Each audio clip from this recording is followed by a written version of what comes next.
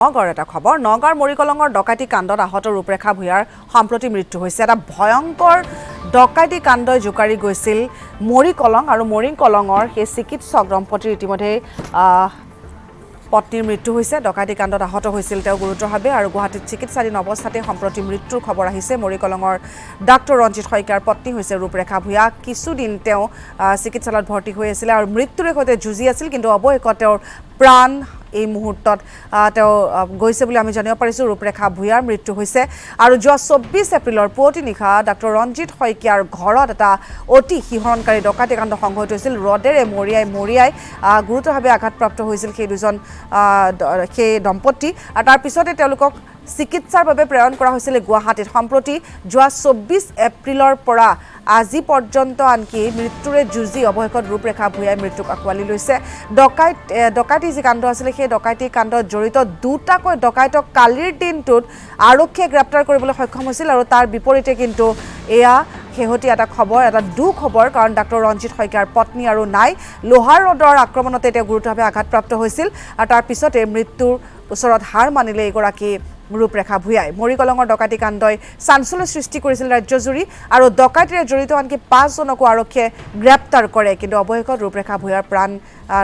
নাবাছিল আৰু তেওঁ সম্প্ৰতি মৃত্যুমুখত পৰিছে বুলি খবৰ আহিছে ডাক্তৰ ৰঞ্জিত শইকীয়াৰ পত্নী দুয়োগৰাকী আঘাতপ্ৰাপ্ত হৈছিল কিন্তু পত্নীৰ অৱস্থা গুৰুতৰ আছিল যোৱা 24 এপ্ৰিলৰ পৰা তেওঁ ভৰ্তি হৈ আছিল চিকিৎসালয়ত কিন্তু সম্প্ৰতি মৃত্যুৰ খবৰ আহিছে ৰূপৰেখা ভূঞাৰ তপন বৰা আছে ফোন লাইনত আমি পোনপটীয়াকৈ গৈছোঁ তপন বৰা দুৰ্ভাগ্যজনকভাৱে আমি সেই খবৰটো দিবলগীয়া হ'ল বহুত দিন তেওঁ মৃত্যুৰে যুঁজিলে আৰু অৱশেষত তেওঁ ৰক্ষা নপৰিল আৰু সম্প্ৰতি সেই খবৰ বেয়া খবৰটো আমাৰ মাজত আহিল যদিও বা ডকাইতকেইটা গ্ৰেপ্তাৰ হৈছে কিন্তু পুনৰবাৰ প্ৰাণ ঘূৰাই নাপায় ৰূপৰেখা ভূঞাই নিশ্চিত ৰূপত অতি এক দুখজনক খবৰ আৰু 24 এপ্ৰিলৰ পুৱতি নিশা সংঘটিত হৈছিল এই চাঞ্চল্যকৰ ডকাইতি ঘটনা নগাঁও মৰিকলঙৰ ডক্তৰ ৰঞ্জিত শইকীয়াৰ বাসগৃহত প্ৰায় 5-6জনীয়া এটা ডকাইতৰ দলে প্ৰৱেশ কৰি পেলাই লুটপাট চলাইছিল আৰু এই ডকাইতৰ দলটোৰ লোহাৰে আক্ৰমণত অতি গুৰুতৰভাৱে আহত হৈছিল ডক্তৰ ৰঞ্জিত শইকীয়া আৰু তেওঁ পত্নী ৰূপৰেখা ভূঞা আৰু ৰূপৰেখা ভূঞা যোৱা 24 এপ্ৰিলৰ পৰা কালিলৈকে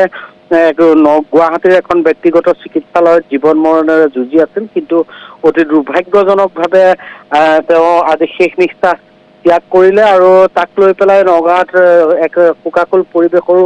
সৃষ্টি হৈছে ইতিমধ্যে আপুনি উল্লেখ কৰিছে নগাঁও আৰক্ষীয়ে বিভিন্ন প্ৰান্তত অভিযান চলাই 5টাকৈ দুৰ্ধৰ্ষ ডকাইতক ইতিমধ্যে গ্ৰেপ্তাৰ কৰিবলৈ সক্ষম হৈছে আনকি কালি নগাঁও আৰক্ষীয়ে যি লখিমপুৰৰ পৰা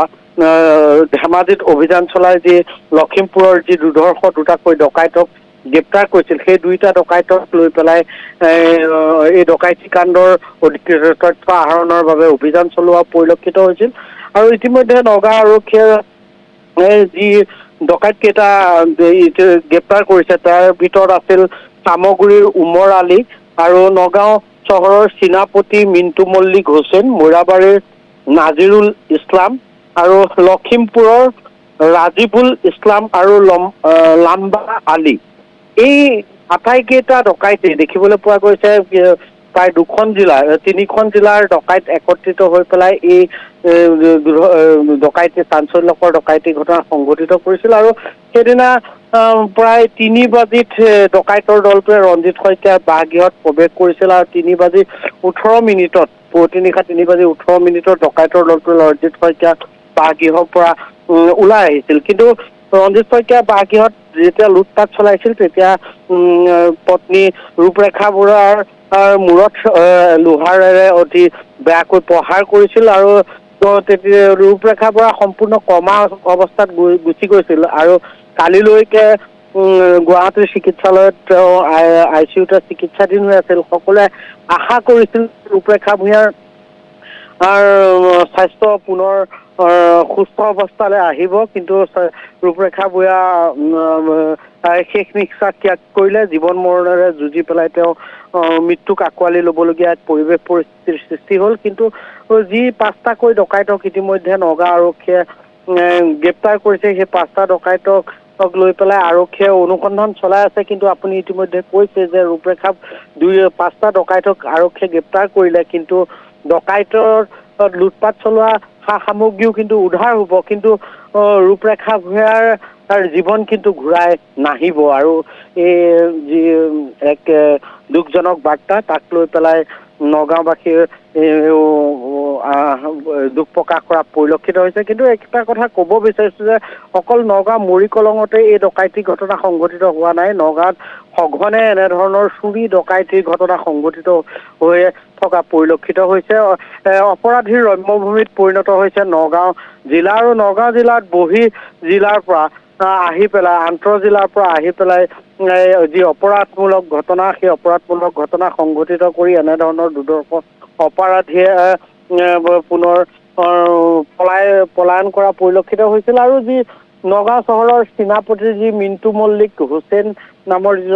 যিটো ডকাইত আছিল, সেই ডকাইতৰ পৰিকল্পনা মতে এনেদৰে লখিমপুৰ আৰু মৰিগাঁও জিলাৰ ডকাইত একত্ৰিত কৰি পেলাই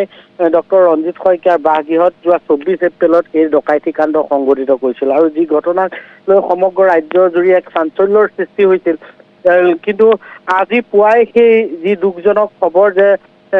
ৰঞ্জিত শইকীয়াৰ পত্নী দুয়োজনেই চিকিৎসালয়ত চিকিৎসাধীন হৈ আছিল, মৃত্যুৰ সৈতে দীৰ্ঘদিন যোৱা 24 এপ্ৰিলৰ পৰা যুঁজি আছিল জীৱন মৃত্যুৰে। কিন্তু শেষত মৃত্যুৰ ওচৰত হাৰ মানিবলৈ বাধ্য হ'ল ডক্টৰ ৰঞ্জিত শইকীয়াৰ পত্নী ৰূপৰেখা ভূঞাই। আৰু এই ঘটনাই বৰ্তমান নগাঁৱত এক শোকাকুল পৰিৱেশৰ সৃষ্টি কৰা পৰিলক্ষিত হৈছে। গতিকে আৰক্ষীয়ে আৰু এই ডকাইতি কাণ্ডৰ লগত কোনোবা জড়িত আছে নে নাই তাৰ ওপৰতো ইতিমধ্যে তদন্ত চলাইছে। আমাৰ হাতত শেহতীয়া এক খবৰ আহি পোৱা মতে যোৱা নিশাও আন এটা ডকাইত লখিমপুৰৰ পৰা নগাঁও আৰক্ষীয়ে গ্ৰেপ্তাৰ কৰা বুলি জানিব পৰা গৈছে। গতিকে বেলেগ বেলেগ জিলাৰ পৰা আহি পেলাই এনেধৰণৰ অপৰাধমূলক ঘটনা সংঘটিত কৰি আহিছে নগাঁৱত। গতিকে এই ক্ষেত্ৰত কিন্তু নগাঁওবাসী ৰাইজে জীৱন আৰু সম্পত্তিৰ নিৰাপত্তাহীনতাত ভোগা পৰিলক্ষিত হৈছে। কাৰণ শেহতীয়াকৈ নগাঁৱত অতি উদ্বেগজনকভাৱে এনেধৰণৰ চুৰি ডকাইতিৰ দৰে ঘটনা বৃদ্ধি পাইছে আৰু অপৰাধীৰ ৰম্যভূমিত পৰিণত হৈছে নগাঁও। আৰু যাৰ পৰিণতিতে এনেদৰে ৰূপৰেখা ভূঞাৰ দৰে এগৰাকী মহিলাই মৃত্যুক আঁকোৱালি ল'বলগীয়া এক পৰিস্থিতিৰ সৃষ্টি হ'ল। নিৰীহ জনতাৰ নগাঁৱত প্ৰতিক্ৰিয়াৰ সৃষ্টি হৈছে। হয়, আমি এই মুহূৰ্তত ধন্যবাদ জনাইছোঁ। নিৰীহ জনতাৰ এনেকৈ প্ৰাণ লৈছে এতিয়া একমাত্ৰ অৰ্থ লোভৰ বাবেই এই ধৰণৰ অপৰাধমূলক ঘটনা ক্ৰমাৎ বৃদ্ধি পাইছে। নিজৰ অভাৱ অনাটন দূৰ কৰাই হওক বা এই ধৰণে অৰ্থ লোভত পৰি এতিয়া মানসিকতা সম্পূৰ্ণৰূপে বিকাৰগ্ৰস্ত হোৱা একাংশৰ এই ধৰণৰ কৰ্মকাণ্ডই কিন্তু এতিয়া ৰাজ্যখনক জোকাৰি গৈছে। কাৰণ ক্ৰমাৎ অপৰাধমূলক যি ঘটনা সেইসমূহ ঘটনা বৃদ্ধি হৈছে। ইয়াৰ অনুপাতে আৰক্ষীয়ে যিমান দূৰ নিৰাপত্তা দিব লাগে সৰ্বসাধাৰণ জনতাক সেয়া কিন্তু পৰিলক্ষিত হোৱা নাই, আৰু যাৰ বাবেই ক্ৰমাৎ এনেকৈয়ে ঘটনাসমূহ বাঢ়ি গৈছে আৰু মৃত্যুমুখত পৰিছে বহু নিৰীহ লোক।